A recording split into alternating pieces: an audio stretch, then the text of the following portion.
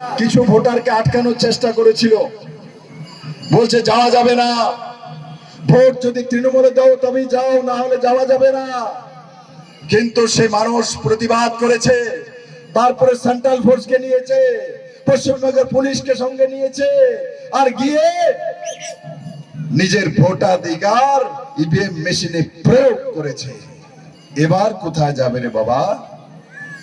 ধমকানি, গুন্ডামি, এ দিয়ে পশ্চিমবঙ্গের মানুষকে রোকা যায় না, ধমকিয়ে গন্ডিয়ে রোকা যায় না। আমি এখান থেকে বলছি, এখনো যদি কেউ ভাবছে গুন্ডামি করবো, রোকবো, তাহলে 29 তারিখ তোমার শেষ পরিণতি হয়ে যাবে। মানুষ যাবে, ভোট দেবে, তার নিজের অধিকার প্রয়োগ করবে। আর আমি আপনাদেরকে বলছি, এবার নয় তো আর কোনোবার নয়, এই শেষবার। এবার নয় তো আর কোনোবার নয়, মনে রাখবেন পশ্চিমবঙ্গের মানুষের জন্য। এবার নয় তো আর কোনোবার নয়, এই শেষ। তারপরে আপনার কাছে কোনো সুযোগ নেই। তার জন্য নিজে তো ভোট দেবই, কমসে কম যাওয়ার সময় 5টা পরিবারকে সঙ্গে নিয়ে গিয়ে ভোট মারবো, আর পশ্চিমবঙ্গকে বাঁচানোর জন্য লড়াই করবো। আপনাদের সঙ্গে নরেন্দ্র মোদী আছে, অমিত শাহ আছে। সর্বোপরি এবারে ইলেকশনটা কে লড়ছে? স্বীকৃতি দেওয়া লড়ছে? কে লড়ছে বলুন তো দেখি?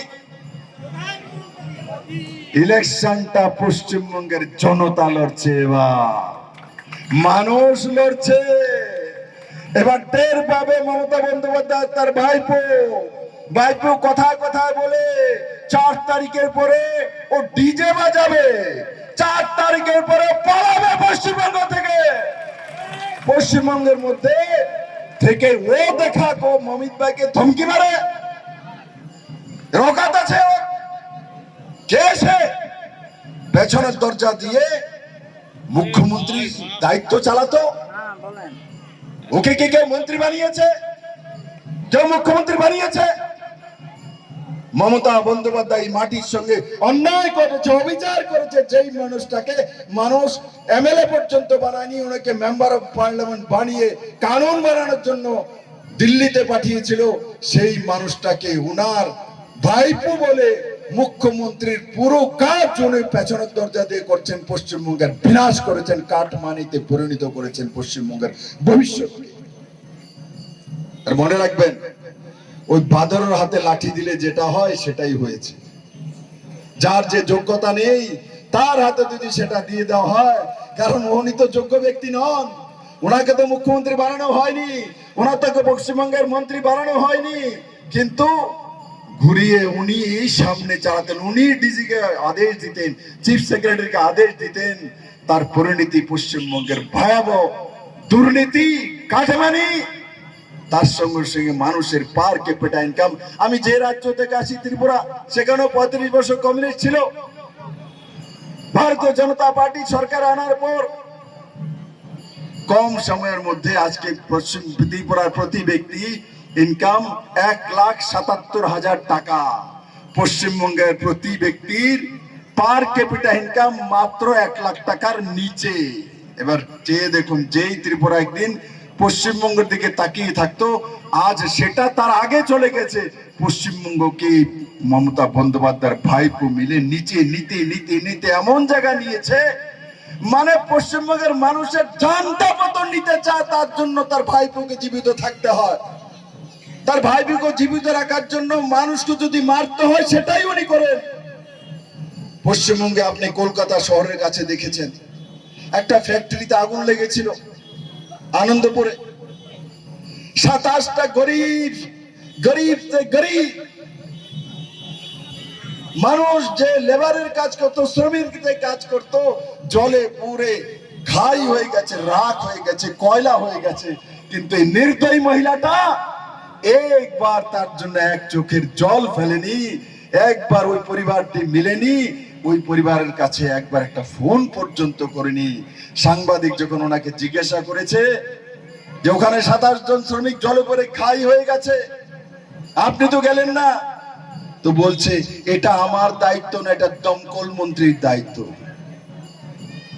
কলকাতা শহরে ফ্লাড হয়, 9 জন বিদ্যুৎ পুষ্ট হয়ে মরে যায়। ওনাকে সাংবাদিক জিজ্ঞাসা করে, মুখ্যমন্ত্রী মহোদয়া 9টা লোক বিদ্যুৎ পৃষ্ঠ হয়ে মারা গেল, তো বলতে এটা তো আমার দপ্তর না, এটা বিদ্যুৎ দপ্তরের মন্ত্রী। কলকাতা শহরের মধ্যে ফ্লাইওভার ভেঙে পড়লো, ওনাকে জিজ্ঞাসা করে ফ্লাইওভার ভেঙে পড়লো খারাপ কাজের জন্য, ম্যাডাম কি বলবেন? এটা তো আমার দায়িত্ব না, এটা আরবান ডেভেলপমেন্ট মন্ত্রীর দায়িত্ব। জলে ডুবে মানুষ মরে যায়, তো বলে এটা তো আমার দায়িত্ব না, এটা তো যে আমার যে আবহাওয়া দপ্তর দেখছেন এর দায়িত্ব।